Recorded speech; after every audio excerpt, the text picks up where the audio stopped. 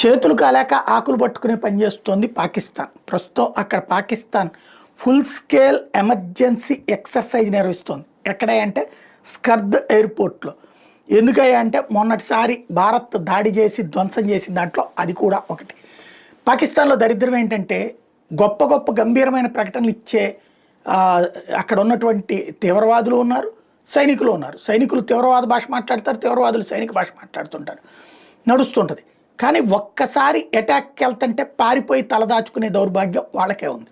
తీవ్రవాదులు ప్రత్యక్ష యుద్ధంలో పాల్గొంటారా? లేదు, చాట్ నుంచి దెబ్బకొట్టి పారిపోతారు.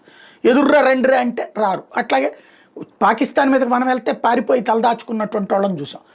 అట్లాంటి పాకిస్తాన్లో ఇప్పుడు రాబోయే రోజుల్లో మళ్ళీ భారత్ కనుక ఏమన్నా యుద్ధం చేస్తే, దాడి చేస్తే ఎలాగా రక్షించుకోవాలో, ఎలా కాపాడుకోవాలో తెలియక మొన్న పారిపోయారనమాట. వాళ్ళందరికీ ఇప్పుడు ఎక్సర్సైజెస్ నేర్పుతున్నారు. ఎమర్జెన్సీ